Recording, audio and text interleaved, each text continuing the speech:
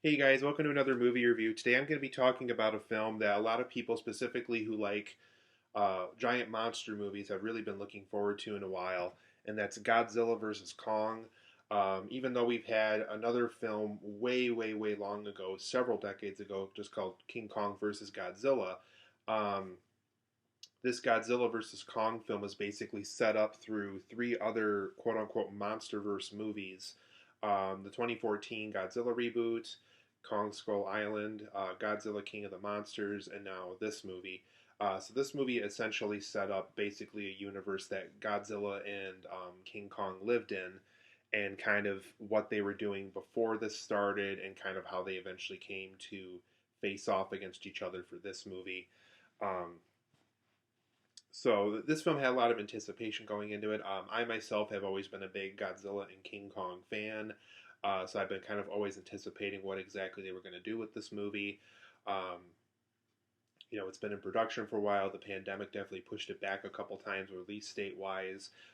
Thankfully, HBO Max picked it up recently, and so we got it a little bit earlier than expected. So there was a lot of things that happened to this movie, and unfortunately, it wasn't just this movie's fault. It was just things going on in the world, and Warner Brothers had to find a way to basically eventually release this movie. And thankfully, HBO Max and the theaters that have remained open during the pandemic found a way to do that for them. So in this movie, though, you guys, Godzilla vs. Kong, this newer version that's definitely different from King Kong vs. Godzilla as far as plot's concerned. Um, this movie, since basically is about Kong being in captivity. We found out since the events of Kong Skull Island that scientists are researching him. They have him in this center that they can kind of observe him and do experiments on. And but they're basically found a way to make it feel like he's still at Skull Island, so he's kind of comfortable being there. But basically, they want to use Kong for basically this discovery of an alternate dimension. Since it's very similar to Skull Island, they want to use Kong to basically navigate through it, have him basically take down any monsters that come in their way as they go through it. And so they really want to take Kong out of this research center and basically use him to get to this dimension. While they're going there, Godzilla, for some reason, is causing havoc and destruction everywhere, and nobody really knows why. There's some type of a base in Florida that he keeps attacking. So people are kind of curious as to why he went from this monster that's protecting people from King Ghidorah and Rodan and all these monsters that he fought in King of the Monsters, and while he's all of a sudden turning into this monster that is definitely not out to protect anybody, definitely just kind of out to destroy things, the very thing that he helped destroy in King of the Monsters. And so with Kong being commuted to this dimension that they want to get into. Obviously, Godzilla eventually gets in the way.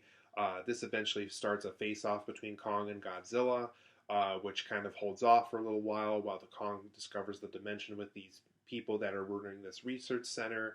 But eventually, there is a bigger surprise at some point that I can't get into that definitely would require both Kong and Godzilla to work together to get through the problem. Um, which of course leads to another face-off between the two monsters before that bigger problem arises. But overall, guys, Godzilla vs. Kong, I thought this was a good movie. I will say right off the bat, I was a little disappointed hype-wise. This movie was hyped up quite a bit.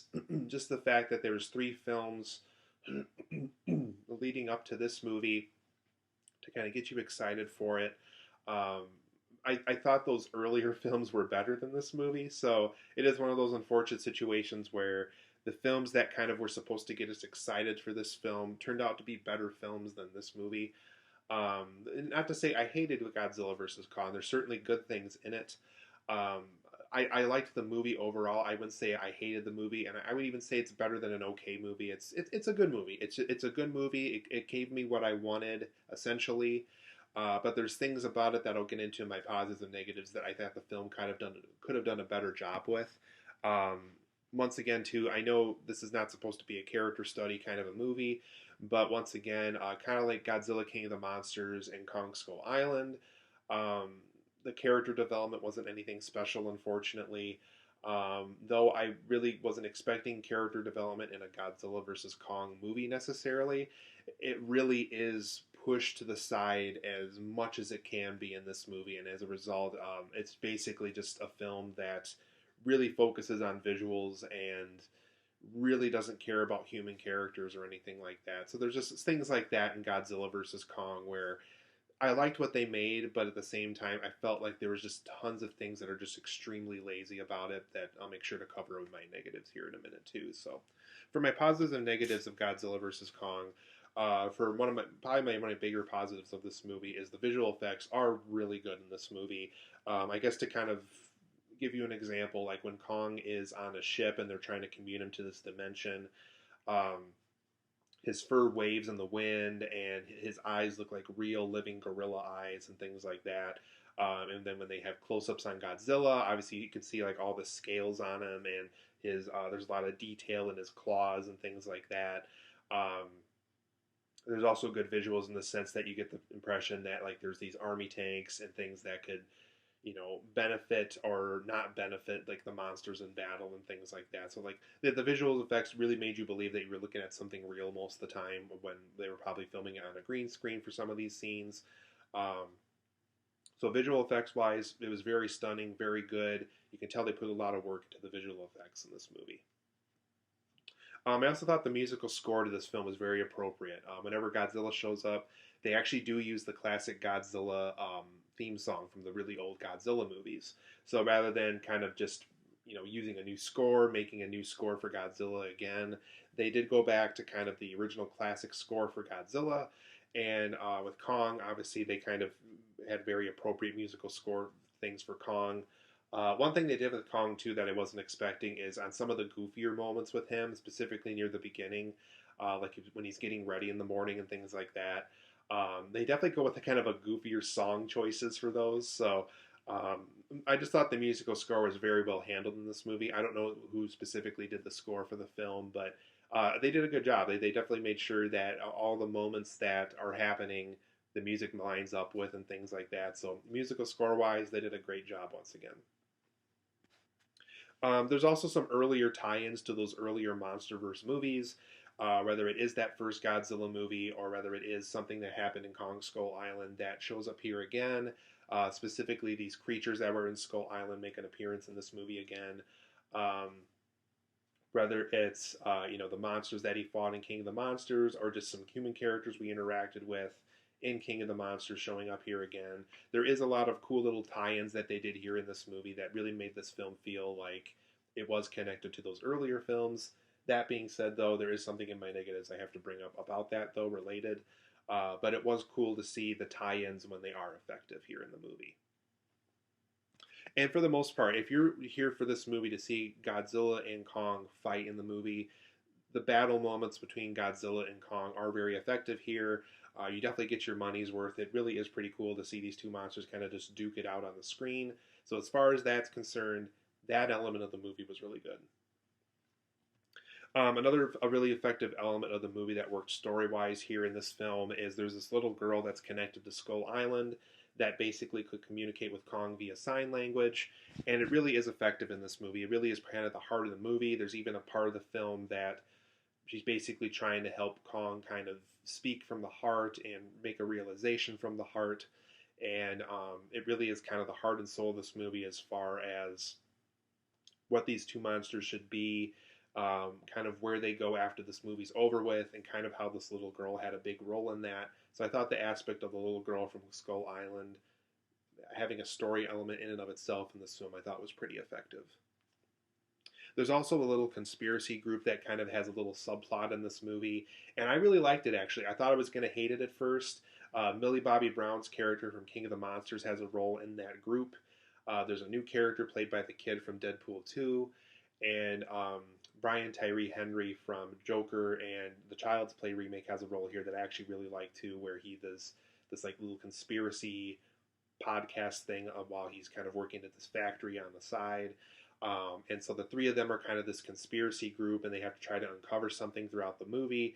And I really like the subplot. I really liked kind of what the three of them were doing and kind of their screen chemistry together. It really was pretty goofy and fun to see these three guys, or these, in this case, these two guys and this one girl, kind of pursue something on the side that was kind of funny and goofy. So I thought that aspect of the film was pretty effective as well. But for my negatives of Godzilla vs. Kong, There really is only two big set pieces when Kong and Godzilla fight in this movie. They go on for pretty long. Yeah, you get your money's worth. It's the title of the movie. But for the most part, that's really the only time they fight in this movie. There's only two big set pieces here, and the rest of the time they're either just ignoring each other or they have something else going on, but they don't have to worry about fighting each other. So there really is just two big giant set pieces for Godzilla and Kong to fight in this movie. So go into the movie knowing that yes, there's two big fights. Yes, it is Godzilla versus Kong. It's kind of two extended scenes and not the whole movie necessarily. So just go into this movie knowing that. So I thought that aspect of the film was kind of disappointing. There's also no Monarch connections in this movie. So if you remember from those earlier Godzilla and Kong movies, there was an organization named Monarch. They basically supervised everything. They had a voice as far as where the monsters were going in this universe and things like that. Very big role. That it was a very important organization in those earlier Godzilla and Kong films. Unfortunately, they're either never brought up at all or they're very minimally brought up in this movie. So I thought that aspect of the film could have been better. So I really would have wished they could have had more Monarch stuff here in this movie. I thought that aspect of the film was pretty disappointing. I also thought Kyle Chandler's role from Godzilla King of the Monsters, his character does return here in this movie, and he had a pretty big role in King of the Monsters, but unfortunately in this movie, it's a very boring, very worthless role here. He's basically just the concerned dad throughout the movie.